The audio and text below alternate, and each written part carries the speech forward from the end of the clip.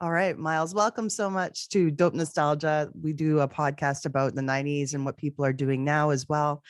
Um, so Fastball, Grammy nominated band. Did you feel when you were starting out with Fastball and putting the band together that the impact of the grunge era was affecting the music you were trying to put out? Or No, not really. I mean, that was kind of a cool time in radio uh, when we first started. You would hear very strange songs on the radio, like Chumbawamba, and I don't even know who sings it. Do you remember that song? How bizarre! How yeah, bizarre! OMC, right? Okay, Yeah, who is OMC? OMC. Yeah, they're from New Zealand. Right. So you'd have all these different weird songs that were hits. Mm-hmm. But to me, it just seemed kind of wide open what would be a hit, like Lump by Presidents of the United States of America.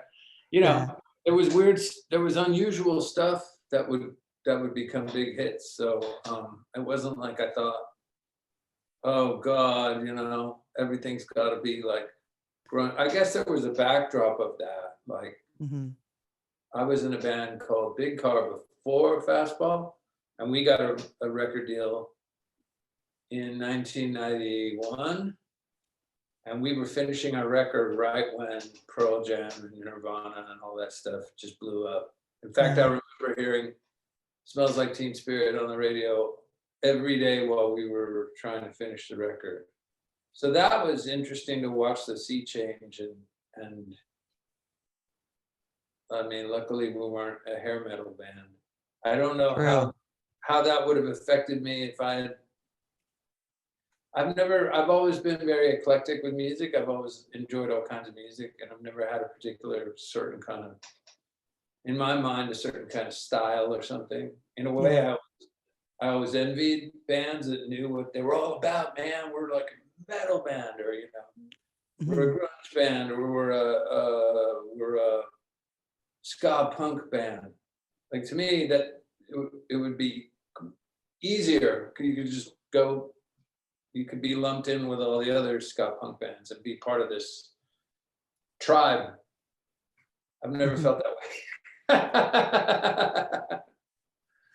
So, Uniqueness is good, but sometimes it's lonely. well, Yeah. I do always envy those bands that could be part of like the X Games or any kind of thing like that, where they're okay. Let's just start with skateboarding. If somehow skateboarding ties into your whole deal, that's a giant subculture of people that love to skateboard and surf probably too. So there's a whole lifestyle. If you can be part of a lifestyle and your band is part of that lifestyle, that's amazing. I envy that. Like the Grateful Dead had that, right? This giant, there's all these people that are into a certain type of living, and your band fits their ethos perfectly. Mm-hmm. So you get all these people. It's like Jimmy Buffett does the same thing, right? Mm-hmm. Jimmy Buffett or Kenny That's Chesney, true. no shirt, no shoes, no problems. It's like I'm rich and I'm going to the beach. That's kind of like the vibe, right? And So I feel like fans of those who are in those groups too, they don't just like your music, they're invested in your music yeah, at that point. I mean, it's an amazing thing. I'm very envious that my band and my music couldn't easily tap into something like that. But we weren't. Nothing was premeditated. Nothing was like, oh, we're going to do this and then we're going to do that. Mm-hmm. It's more like we want to make really good music and do it for a living. That was as far as I went. Sort of. I'm a big fan of your melodic choices too, and some like the harmonies and such. I really enjoy that. A song like The Way, where were they going without ever knowing the way? A lot of people don't realize that that was a song about a couple who got lost. Yeah, it's true. I do think people somehow picked up on that. Some. I think that the story somehow, there was something kind of subliminally creepy about the song, I guess. Hmm. Again, we didn't think it through that much. Tony wrote the song and read a newspaper article and wrote a song based on the article, but it wasn't supposed to be a blow by blow account of what happened at all. It was just, I think, I don't want to put words in his mouth, but I feel like in some part it was him fantasizing about being able to run away with his wife. But they were, I think at the time they were having a baby, like just ran off and left it all behind him. This kind of freedom from all your obligations and all your problems.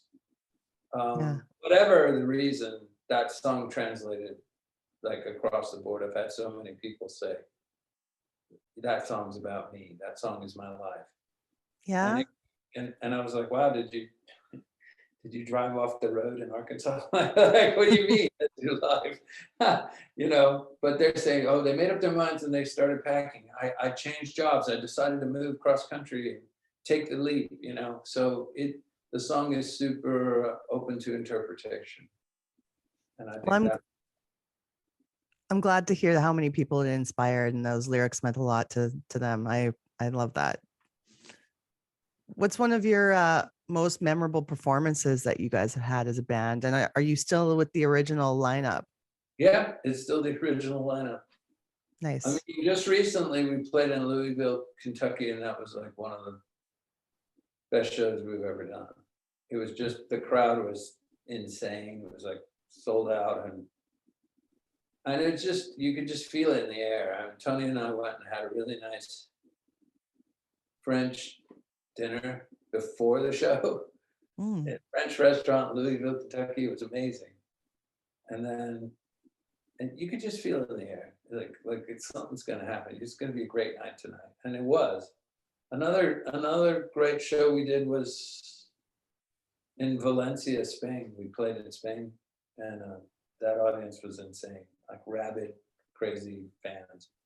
So those are great shows. I mean, usually it's pretty fun, but there are ones that stand out in your mind. I remember that dressing room in Valencia was like a shoebox. At the time we had we often have an auxiliary musician. So we had an auxiliary bass player. So it was the four of us literally with our feet like that. Two guys this way, two guys the other way. That was all the room there was. I mean, it was so tiny in that room. You could barely walk around. It was just off the stage, but there was nowhere else to go. Yeah. With live performance, and of course in the studio too, what's some of your favorite gear that you use? What brands are you loyal to? Oh, I like Vox amps and Fender bass amps. Yeah. I like Gibson guitars and Epiphone. Yeah, Gibson mostly. And I like Martin acoustic guitars. I am pretty loyal. I don't know why. I feel like I should get a Telecaster. Yeah. But I never do. I never have. I feel like that's a really good guitar for like playing the kind of music we play, just in terms of just banging something out. Springsteen plays the Telecaster, Joe Strummer plays the Telecaster. There's lots of artists that I admire, and I essentially play the same kind of way. I'm just kind of almost like it could be an acoustic guitar, but I just never have. Telecaster is super. It's got a super distinct sound to it that maybe is a little too bright for me or something. So I don't use it. I don't know. You find the things you like early on, and then it just kind of sticks with you. It's like that with almost anything. That's for sure. Yeah. I use Tide detergent. Me too. And nothing else. And I couldn't tell you why. I don't know how they got to me, when they got to me, what subliminal advertising they used to infiltrate my brain, but laundry detergent is synonymous with Tide. That's what I buy. That's what I go looking for. I don't like it if they don't have it. It's not like it's not going to work if it's not Tide, but I'm always like, it's just some other brand. I know. I never pick up any other kind. I look at the aisle and I'm like, no. Looking for the orange thing. They're looking for the orange and blue. I don't know how that works. I don't know. For me, it's sensitive skin. I find that Tide doesn't affect me. And the other ones kind of give me like little itchy sometimes. So Really? yeah, Tide seems to be better for my skin. Don't know why. You ever think about colonial people and the way that they lived? Yeah. I think about it. They wore a lot of clothes. True. They didn't, I mean, just think about being, like, I think about being a colonial man and getting dressed in the morning. You Mhm. had to get like those little knickers on, those pantaloons, and like the big long socks and the buckle shoes, and like wear a wig. You had to put a wig on. How weird Mhm. is that? And all these different clothes. And there was no laundry detergent. There was no Tide. There was no washing machine. You must have That's true. you must have reeked. You know, you live in a little cabin out in the woods. I mean, you know, It's true. that must have been rough. You'd think they wear less clothes. You'd think they would dress more like we dress now, like with t-shirts and Mhm. athletic type of gear. It's just more loose fitting, like, yeah, what do you want? There's no laundry, you know, very formal. Everybody was very formal. Had to be dressed Layers and layers of like clothes. clothes. Yeah. I don't even know where you got the clothes. Where did you get the clothes? There's no clothing store. You had to have that stuff. Maybe you had your own seamstress if you were like rich, I guess it's possibly. crazy to think about. I think about this stuff a lot. I was gonna go on to talking about The Harsh Light of Day Okay. and work, which is a fantastic title. I absolutely love it. Um, I do. I think it was a self-fulfilling prophecy. I think you have to be careful I think things have a way of becoming an affirmation or something. So I kind of wish we called it something else. But Oh, you know, all the pain money can buy is also kind of dark. So whatever. well, they're both good titles. Yeah, They're memorable. yeah. Now you So got to, sorry, go ahead. I didn't mean to distract you. What were you gonna say? Oh no, I was just gonna say working with Brian Setzer and Billy Preston on this album. How did that all come into play? That was all the producer's idea, you know, like, Mhm. we should get Billy Preston would be good for this, or Brian Setzer would be good for that. The Brian Setzer thing was really great because he hung out. Like Billy Preston was real businesslike and just came in and did the thing, and we didn't really get any hang time with Billy.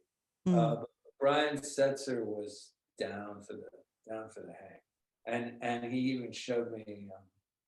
They have that great song called "I Won't Stand in Your Way." Mm. And I learned the solo, but I just learned the solo kind of by ear. I didn't sit down with the recording. So over the years, I kind of learned the solo, and I wanted to show him that I knew the solo, and I played it. And he goes, "Oh, that's cool. I play it like this." I was playing it totally wrong. I think I was in Huh. the wrong key. It was really funny. He was just so nice and super cool and a great guitar player. Gosh. Good So I remember experience. that day. Yeah. What album track throughout all of your albums do you believe should have been a single? One of your favorite deep cuts? Oh, I don't know. There's a song called Black Rain that was only a B-side on the All the Pain Money Can Buy. And I don't know why we didn't put it on the record. It was my song, and I think it was my idea not to put it on the record. Hmm. I don't know why I changed my, or why I thought that song has a really strong chorus. Like if I listen to it now, I don't really know what I was thinking. It's hard to know what you were thinking at the time. It was so Hmm. long ago, but for whatever reason, that one didn't. I guess I would point to that one, because nowadays the word single is kind of meaningless. You know, Yeah. it's not like it was. Um, it just isn't. I mean, I guess if you're Harry Styles, you can still think in terms of singles. You know, because if Mm. you release something, they're going to play it. But for so many bands, you know, getting on the radio, and what is the radio? I mean, the radio is so segmented now that it's almost meaningless. You know, when I was growing up, you heard everything on the same radio station. I Yeah. heard Whitney Houston, I heard Madonna, I heard the Scorpions, I heard Def Leppard. You know, you did have rock stations, but the pop station would play any song that was big enough to be on the pop station. So you would hear that Scorpion song, "There's No One Like You," or you would hear "Photograph" by Def Leppard on the pop station. You would, because if it was a hit, it was a hit. Yeah. At some point that changed, and then it's like, well, no, we only play cool hip alternative bands on this station. Oh, over here we only play massive, you know, dance and hip hop tracks on this station. You're never gonna hear Beyonce on the same station that you hear, for the most part, you know, Wet Leg, or you know, there are some stations that blur a little bit. They'll play Beyonce, but then they won't play.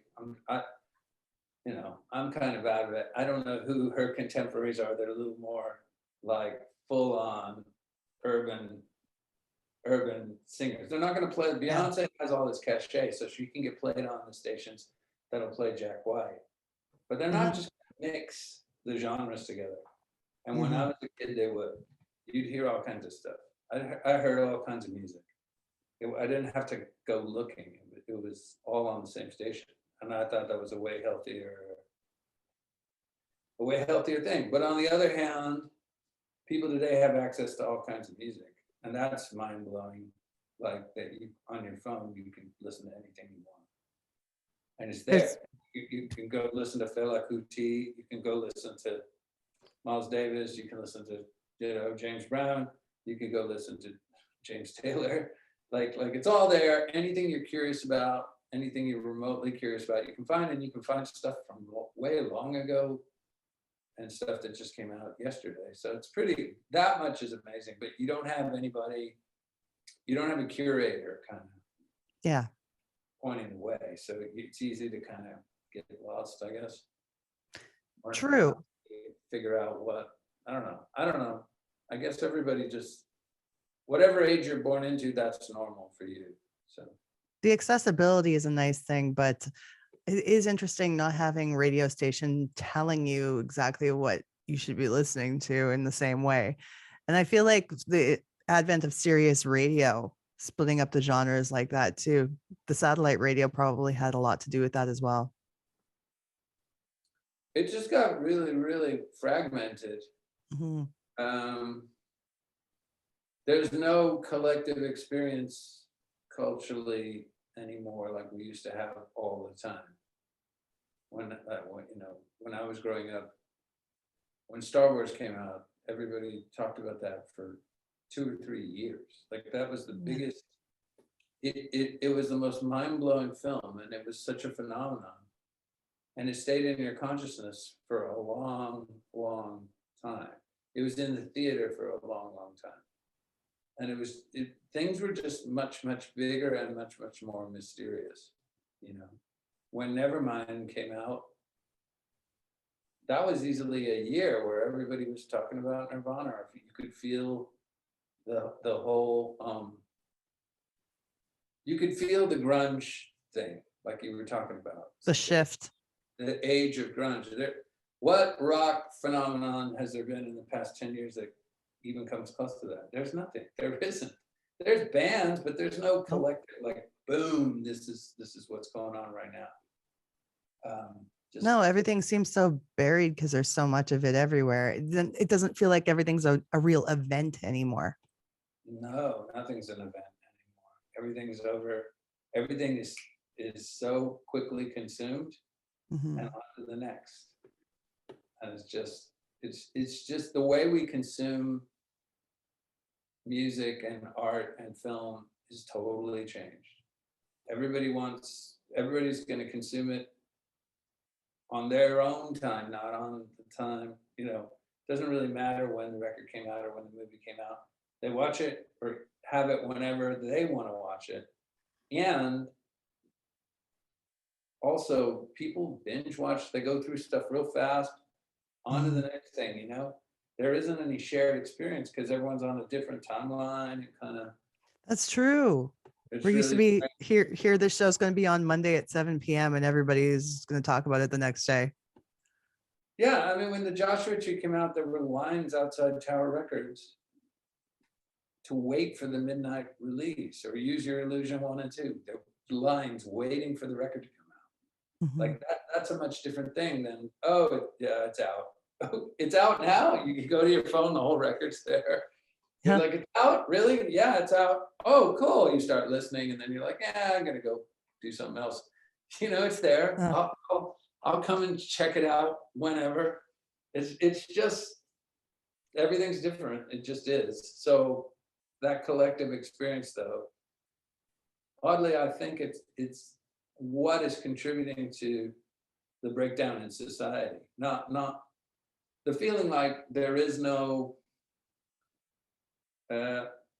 we don't have these things, these cultural things that bind us together anymore.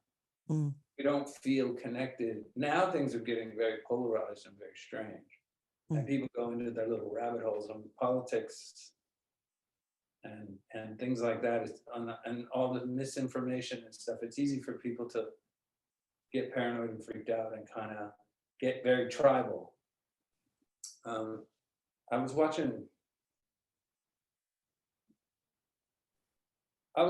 a video, I guess it was Stone Temple Pilots playing in 2001, and they're playing in Pennsylvania at the Rolling Rock Concert Theater, and they're really amazing. And I was looking at that audience, I was going, wow, all the bullshit we're putting up with now, none of that existed back then. Can you imagine? You know, I lived through it. It was so great. Like looking back through the rearview mirror, it's just incredible how much simpler life was before all this stuff happened. Really, life was so simple. I even get nostalgic for like when you missed a call, you missed a call. Yeah. That was that. You missed it. You could literally be away from and truly free from your phone. Well, you didn't even think of it that way. You just left the house. And you came back and someone says, so-and-so called. And you go, oh, really? And then, you know, this is even before answering machines. It was amazing. You would miss the call. And if it was someone you really wanted to talk to, you'd be bummed. But people would knock on your door and you wouldn't be leery of who you're expecting. Yeah, you wouldn't know.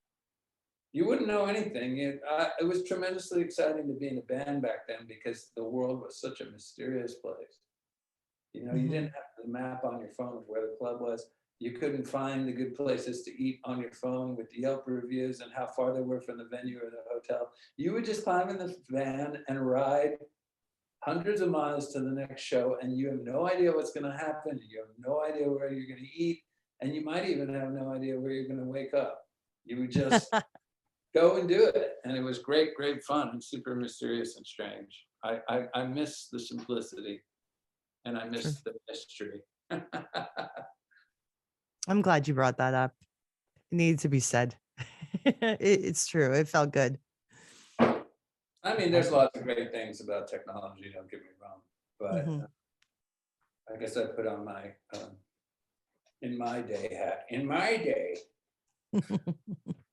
But I do, the stuff we used to be able to pull off, you know, we would go to New Orleans and play a show, and then this guy'd go that way and I'd go this way, and there'd be no discussion about, okay, let's all meet back here tomorrow morning. You would just take off, and then you would try to find that was great fun, waking up somewhere and going, wait, they were talking to Charlie. Do you know Charlie? Do you have Charlie's number? You're like trying to find the connection that's going to find you your bandmates, and you're like, we're supposed to leave at noon. I've got 3 hours to piece this together. That was fun. Now, I was thinking about songwriting too, when you're talking about like how quick people's attention spans are. And as a songwriter, in your case too, I was thinking, do you ever think that since you have to catch people so quickly now with the intro of the song, that there might be more songwriters who put the chorus at the beginning of the song? I don't know. I'd have to study that as a songwriter and be like anthropological about it and see if Yeah. that really is true. I do think you always have to try to catch people, especially if you're thinking, oh, this is a single, or this song wants to be a super hooky, like earworm type of song. I'm gonna try and give it all the bells and whistles. I think it's important to have something that grabs a person as quick as you can. I think it's always been that way. Mm. But I don't know if it has anything to do with the way people listen to music now. Mm. Um, I feel like people are willing to are willing. The thing is, you put stuff out, and on the one hand, you can say there's so much stuff out there, it just gets lost, and no one's listening to this or that. But on the other hand, it's out there forever. It's out there sitting in cyberspace. If Yeah. someone sees your band or likes your band and starts going down the rabbit hole, they might find, and those kind of people are going to be more willing to listen to everything. So it's hard to say. I don't know if things have changed, or if they're the same, Mm. or if songs have gotten better or worse. It's really, I can't really tell. Um, It used to be, though, that the only way you were going to get heard was if you were on the radio or if you could go out and tour. Those were the only two ways you were going to get heard. And so you did have to have a certain level of your music had to have a certain level of accessibility one way or another to grab people. If it didn't, you probably wouldn't even get to make a record, right? Because records were tremendously expensive to make. And Yeah. so you had to have some sort of record company or someone to fund it, and on and on and on. So it was very much like a sports team or something, oh, he's still a minor league player. Oh, now he's up in the majors, It was like that, where where you're getting all this training and education all the way up. There was an infrastructure. There was a thing called the record industry that Mm-hmm. could foster talent, that would put out the money to give you a chance, and then you could quit your job and do whatever it was. You could pursue your career without having to worry about making a living for a few years. Eventually, they were either going to drop. You better have a hit, or they're going to drop you or something. But you got a few years to hone your craft. I don't. As far as I can see, that doesn't exist anymore. And I don't know how young musicians do it. I have no idea. Yeah. It seems like it's a huge ocean they're wading into, because there's just, like we've said before, so much out there to consume. Plus, anybody can record it now. Anyone can. It's, get your own equipment and you can do it too. It doesn't mean it's going to be of high quality, but anyone can do it. Right. Yeah, anyone can do it. That's why it's so crowded, is because anyone can do it. There's no barriers to joining the thing. And so there's all these different levels of there's people that are good, and then there's people that are not so good, and then there's people that probably shouldn't be doing it at all. Yeah. And I hate when people grumble about, like, oh, when people grumble like music is some kind of they act as if they're a janitor and they're getting paid less than the other janitor. Yeah. There was someone complaining about, like, my band, we've been struggling for 10 years and it's just not fair. Meanwhile, there's other bands. I'm like, well, they're better than you. They're better than you. People like them more than you. I don't know why. Okay, but they do. Yeah. It's called free market. It's called entertainment business. Like, it's not like, no, I'm a janitor, he's a janitor, we both do the same. No. It's not like that. No. Here's the cold, hard They have truth. way better songs than you. They sing way better than you. Yeah. Sorry. Yeah. It's not like sports, where sports you can define how fast is his fastball, how many how many RBIs, how many you've got all the stats. This is math. Yeah, there's math to it where you can assign a value. In music, thankfully, it's not like that, but there still are these realities of like, yes, he's a great singer. Are you still wondering why so many people like him? It's because he's a great singer, or he's a great songwriter, or he's just got something that people like. Yeah. And there's no explaining it, but don't act like everyone should get paid the same. That's not the way it works. No. Sorry. It's true. Yeah. What's in your songwriting experience, what's one of the best or one of your personal favorite songs you wrote for another artist?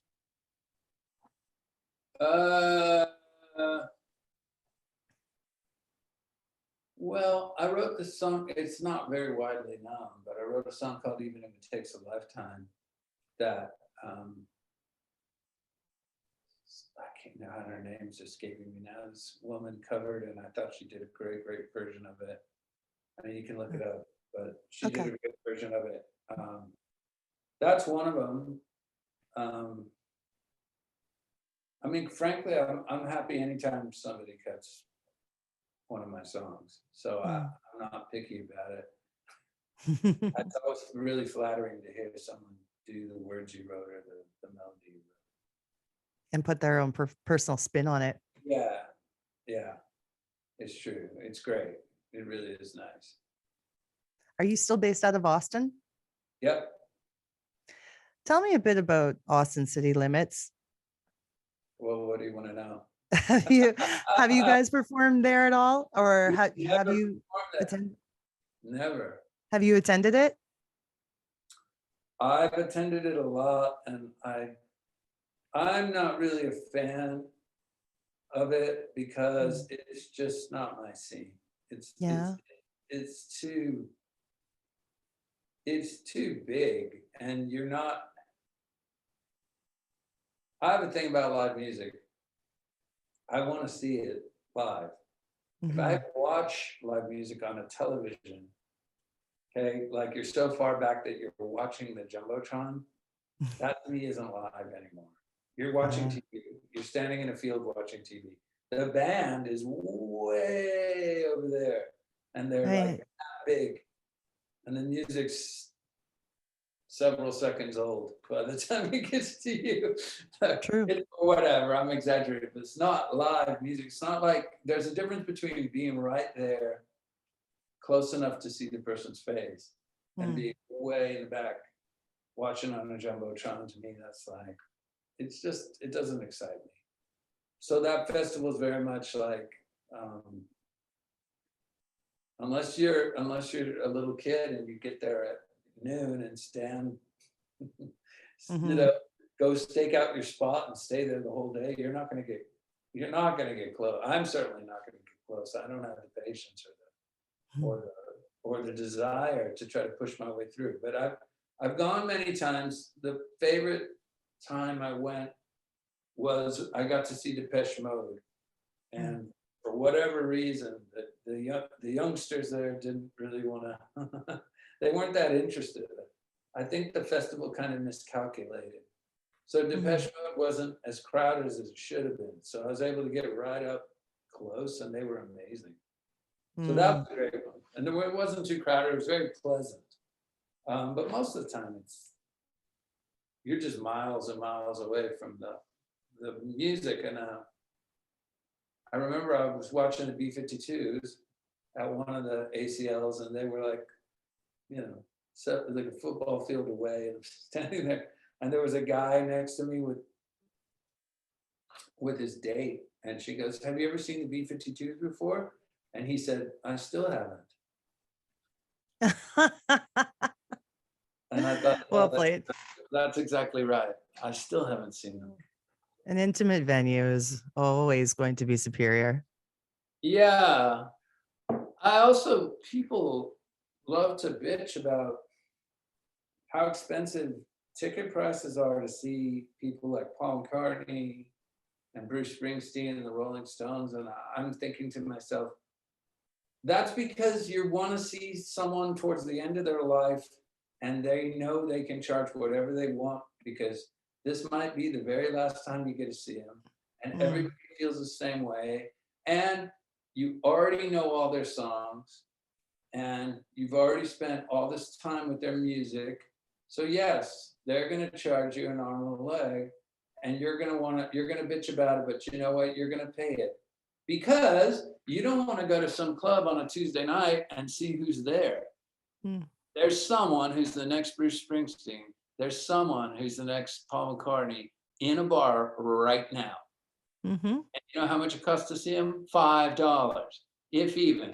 And you can go right up to the front and watch. And like that is where the stars of tomorrow are coming from. And they're there. They're out there right now. They're in.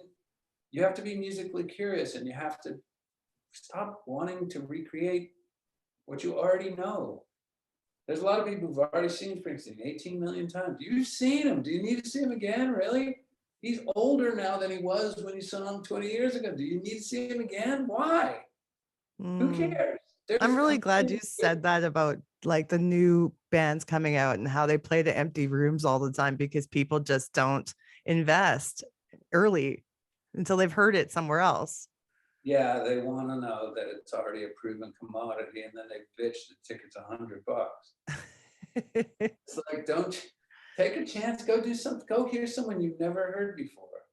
Have an open mind, go see something you've never seen before. Because I want to talk about the new album, The Deep End, that came out in June. Now, what can our listeners look forward to with the new release? We'll play a clip of one of the new songs on the show too. I mean, I think it's a great collection of tunes. It's got, it's pretty eclectic. There's a song I wrote called House on the Edge of the World that I really love. But in all honesty, we don't, I myself am not thinking in terms of records anymore at all because of all the things I've talked about earlier in the interview. Yeah. People do not consume records the way I did when I was a kid because I bought the actual record. The way everyone, including me, the lion's share of people listen to music just however, they'll listen to one song. That doesn't matter if there's a new album. Very few people are going to sit and listen to the whole record. They're going to listen, they're going to skip around and whatever. So at some point, also, if you put a record out, I mean, the name of the game now on platforms like Spotify is you want to be able to get on a playlist, ideally, right? If you get on a playlist that's a big playlist, like, whatever it is, it's of the 90s or whatever you're gonna attract people, or they're gonna be people that listen to you that weren't going to that playlist to listen to you. They were just going to the playlist, and all of a sudden, or new music one day or whatever. Spotify has an editorial board. They sit and listen to your record. If you give them a record, they're going to listen to it, the whole record one time, I guess, and then they're going to decide whether they add it or not, and then it's gone. If you take that same record and just put out 3 or 4 songs, you've got 3 at-bats instead of, if you put out 12 songs once, that's one time they're going to give you. If you break it into 3 different releases, you've suddenly got 3 times they're going to give you. So it's in your best interest to spread stuff out. Plus, it turns out that people like it better if there's a steady stream of content than if you put out one record a year. They would rather have, most people want as much as, just like TV shows and everything, just want to keep it coming. Keep it coming. Something new around the corner all the time. Give me another one. So like, we stopped thinking in terms of records, and we were like, we're just going to do EPs and singles. But then we got this tour with Everclear, and then our manager urged us to, like, you need to sell a record on the road, so we just packaged it together as a record. And then all these people were like, what a great record. And I'm like, well, that's interesting, because it wasn't conceived to be a record. I pretty much stopped thinking in those terms. Yeah. I just think about songs, and I think about collections of songs. Mm. And I don't even think about it all cohering as a work of art anymore, because it's just there are people that still listen to albums, but they're so few and far between. Mm. I want to, as an artist, I want to write for what the times are demanding, in terms of not write songs for that, but just release songs in the way that the world seems to want it, you know? Hmm. Because I don't want my songs to get lost. So I'd rather have 2 or 3 at a time, as opposed to putting 12 and people only listen to 2 or 3. So that's, Smart. yeah, I don't really care as long as people hear the music. So I'm just trying to give the songs the best chance they can get for people to hear them. I'm glad you thought about it that way. And it makes sense. What do you have coming up? You mentioned Everclear. What do you have coming up for live performances in the future? So We've that got a couple of, we're gonna go do a show in Marble Falls here in a few weeks, and then we're going out to California to do 2 gigs. And then that's really it for this year. Mhm. And I don't really know what we're doing next year, but there always seems to be some sort of tour or something comes along, and we're recording. We've got some new music bubbling under right now that we're working. Well, we recorded, I guess it was 6 or 7 songs Mm. at this place called the Sonic Ranch, and it's out in the middle of the desert. It's a beautiful studio. Wow. We did 6 or 7 songs out there with David Garza, and we're going to record some more, and so all that music will come out next year. Mm. So this is the most prolific we've been. We have this thing called, Patreon. You've heard of Patreon? Yes. Okay, we have a Patreon. If you go to patreon.com and search for Fastball, you can find it. And we put out a song every month on our Patreon, brand new song. So, What a great idea. yeah, so that's really what I'm thinking of in terms of records. I'm thinking about that, because we have to have a new song every month. So like, you can stockpile 12 songs, 15 songs, but then lo and behold, you're going about your life and you're going, oh, we're almost out of songs. We've got 3 more left in the kitty, and then we're screwed. We have to write and record more. So it's actually made us way more productive, because it's easy to put all your time and energy into making a record, and that takes a while, and then you make the record, and then you're getting all, what's the artwork going to be, and what's this and what's that, and you put all this energy into it, and maybe even hire a publicist and do all this stuff.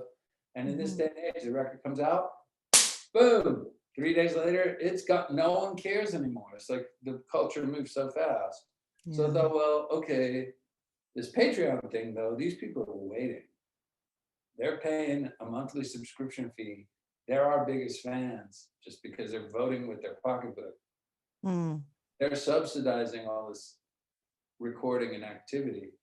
So I'm thinking about them. I'm thinking there's a new song coming, and I want it to be great. So that's, and then those songs end up down the line becoming what becomes the next record. So Keeps you on track.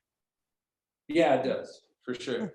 It keeps us working. If you look at our productivity level, if you go back, you could see back in the old days of the record industry, we put out a record in 1996, we put out a record in 1998, and then we put out another record in 2000. And then we parted ways with that label. Then we put out another record in 2005. Then we put out another record in 2010. And then we didn't put out another record until, I believe it was 2017.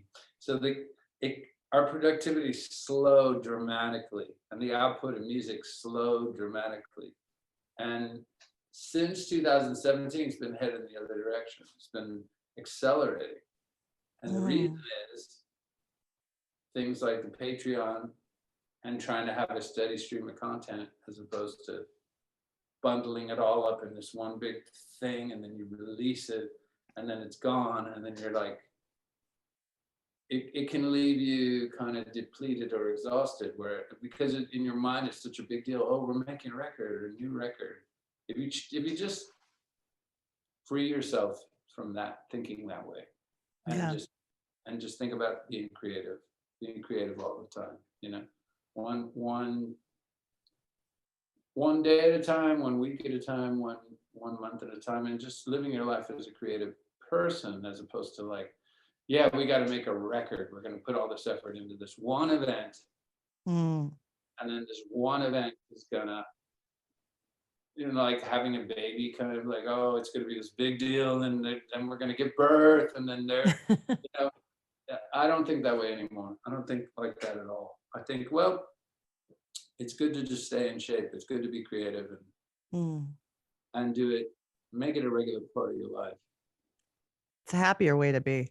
Yeah, it takes the pressure off too. You don't want to be too precious about things. I think it's important to just be creative. And the music comes and the songs come, and everything is so much better when it's just a natural rhythm within you, as opposed to like, oh, there's a lot of pressure. It's all in your mind anyways, unless you're a huge star, maybe Yeah. that's a lot of pressure. But for people like us, we're just making music for the people that dig us, and it's not like there's millions of dollars at stake. so doing it for the passion of it still. Yeah. Well, I think I've had a really wonderful life. I've had a great life so far. And it's because of music. And there's a lot of room in between someone who has no career at all, someone at the very bottom, and someone at the very top. There's a world of opportunity where you can be doing stuff and you can be making a living. You might not be a millionaire, but you're also not working for a living. I don't have a boss. I don't have to get up at any specific time. I do whatever the fuck I want, whenever. Yeah. So that's like incredibly freeing, and it's all because I play music, Mm-hmm. So I feel very blessed because I know lots of people who don't. A lot of them are better, better musicians, and better singers, whatever. It's like there's a level of luck involved as well. So I feel very lucky and blessed and grateful that I get to do what I do. I feel like the dream is like to do what you love and make a living at it, as opposed to being like a huge, massive star. I think I'd be happy just because a lot of people can't say they're doing what they love for their job. Yeah, most people can't. So Most is a people. blessing. It is. Yeah. Well, it is. I mean, I could go down the list of. First off, I'll just leave you with this, because when and all your listeners, because whenever I think about this whenever I'm feeling down. A long time ago, before I ever had any success in music, I was sitting in a car talking to a friend of mine. I was bemoaning the fact that my career was going nowhere and I didn't have any money and blah, blah, blah, blah, blah. And my friend goes, Miles, if the world was made up of 10 people, 7 of them would be starving. 2 of them would be doing okay, and 1 of them would be really wealthy. He goes, you're one of the 2 people, so don't complain. Realize how lucky you are to be one of the 2 people and not one of the 7. And I was like, huh. And it's so true. If you live in the Western world and you're not some sort of, there are people that live at the very bottom of our society. If you're not one of them, if you just have some kind of crappy job you don't like, but you're doing all right, and you can go out and eat on Friday night and stuff, it's like, okay, your life might not be exactly the way you want it, but it's also not, you're not over in some war-torn country, you're not in some horrible, there's so many places in the world where it's just, the situation is dire, and you're not over Yeah. there. And even if you live in North America, where are you on the scale? You know, are you at the very bottom, or are you somewhere in between? If you're somewhere in between, you got it pretty good, you know, compared with the rest of the world. So I think about that for myself. It's good to take that moment and when things are not going your way and look at your personal inventory and be like, yeah, everything's going all right. Yeah, I think about that a lot. It's good to have gratitude, because when you operate out of gratitude, the world looks different. Mm. If you operate out of like the world owes me one, Mm. then the world looks different as well. And Yeah. that's not a good place to be operating out of, because you're Yeah. usually pissed off and angry and kind of grumpy and like, I don't think you can ever be satisfied with that kind of attitude. yeah, no, it's the wrong attitude to take. The Yeah. better attitude to take is, let's see what happens. Mhm. Let's see what happens. Miles, this was a fascinating chat. I learned a lot from Thank you you. today. So Thank you. Thanks for having me. I'm really grateful for you taking the time. And Yep. all right, good I luck with appreciate it. everything. Thank you. I'll talk to you later. Sure. Take care. Okay. Bye. Bye.